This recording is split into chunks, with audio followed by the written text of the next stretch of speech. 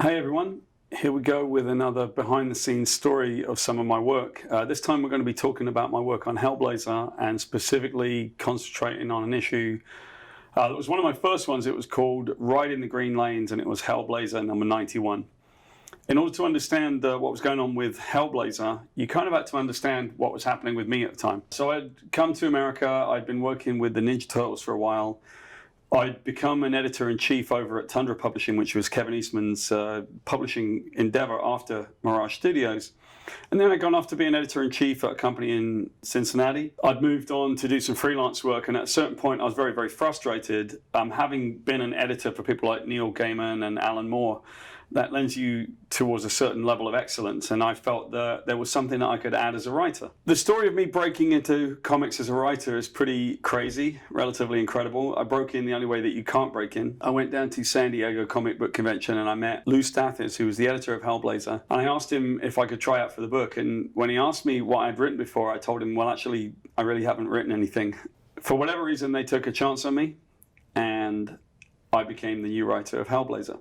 It was a really incredible time because I was now going into uncharted waters. I wasn't a particularly good typist. I wasn't necessarily a person that had geared up to be a writer because I'd studied to be an actor and I'd worked a little bit more in like developing filmmaking capabilities. At the same time, I knew I had a voice and I knew I had something to say. So I settled about the idea of taking over this project. And at the time, Garth Ennis had finished a really long run. Eddie Campbell had started working on the project, but I think it wasn't for him. So he had left relatively abruptly in the middle of his arc, and he had left the character in Australia. And I wrote a couple of issues of John Constantine in Australia, dealing with the Australian Aboriginal Dreamtime. Now, the Dreamtime is really the basis for the Force in Star Wars. That's actually where George Lucas got his inspiration from. I wrote a couple of stories about the Dreamtime, about it's sort of like a world that lives right next to us, almost like a dimension that we can't see but we can feel.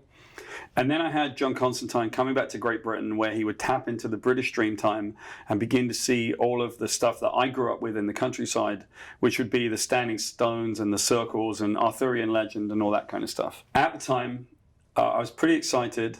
I had a gig that most people dream of because HellBlazer is a very prestigious book, I think, within the creative community in comics. Just as I got onto the book, I received a phone call from my girlfriend at the time, and she informed me that one of my good friends had been killed in a car crash.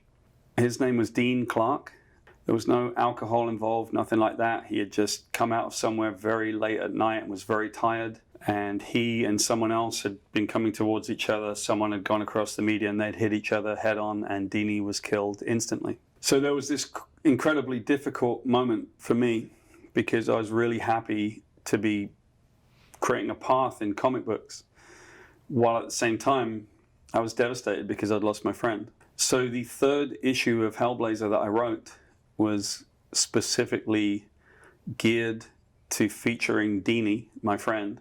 And it was kind of a tribute to him, but at the same time, it brought my career forward as a writer.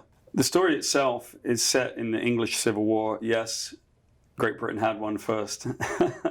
And the British Civil War was particularly violent, like any war would be, I suppose. But, you have to understand that there were not a lot of guns to be issued. Most people were killing each other with clubs and spears and swords and stuff like that. There was a very famous battle in that particular conflict called the Battle of Edge Hill. The Loyalist forces and the rebels, I suppose you could say, Cromwell's forces, fought coming up and down this hill. So many people died, and so violent was this battle. There was a local legend that it was being replayed in the sky for a few days after it had ended. The king heard about this and sent his essayist up to see this thing. And lo and behold, the essayist apparently sat there and watched the battle replayed in the sky. So Edge Hill is a particularly unpleasant place and is full of a lot of psychic kind of spatter. What I wanted to do with introducing myself to John Constantine, because really that was my first issue where I kind of gave him a voice of mine, was talk about his punk days, introduce a very special character called Rich the Punk from his old days, and Rich's family. We were talking about crusties and travelers and all that kind of stuff. At the same time, Deanie would be one of these characters in the book, And one of the things about my friend Dean was that he loved to ride his bike everywhere.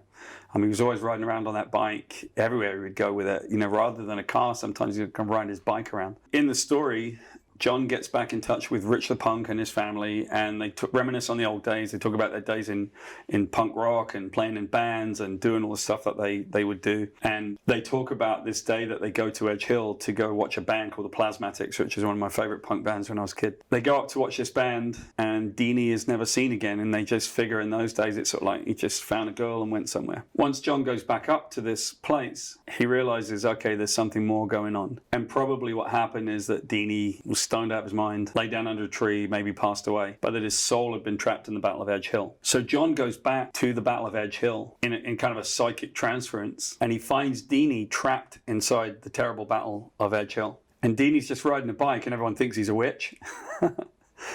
And John gets Deanie, and they ride down this hill together to escape. And one of my favorite lines of that book is the bit where John's sort of sitting on the back of it, and they're going through this old battle, and he says, no matter what I'm doing, no matter what I'm thinking, it's just all I can think of is the thing from Butch Cassidy and the Sundance Kid, raindrops keep falling on my head. They get to the end of the battle, and really what John needs to do is to let Deanie go, which is something that I had to do. I had to kind of just realize I can't be guilty, even though I'm happy with HellBlazer and sad about my friend, I gotta let him go. And so John lets Deanie kind of fly off into the distance, and Deanie's last words are, do you think I can fly? And John goes, well, I hope so. Comes back to the modern day Edge Hill, and Rich the Punk's little boy, which is my nephew Cider, can see Deanie's ghost riding forever up the green lanes as he goes away. And I dedicated that issue of the book to my friend. One thing that happened to me that is very poignant and very sad, I think, it was really, really difficult for Dean's parents, because obviously they lost their child, and I can't imagine how it would feel to lose a child. All of a sudden he was there, all of a sudden he was gone. And while they were really struggling with what had happened, I know they got quite a lot of comfort from the fact that Sean Phillips and I did an entire book that featured their son.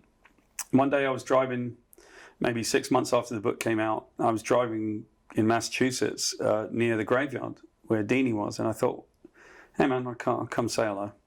So I went over to the grave, and there, perched up against the gravestone, was a copy of my book in plastic, kept there as like a little shrine to my friend. So there you go, there's the story behind HellBlazer number 91, Riding the Green Lanes.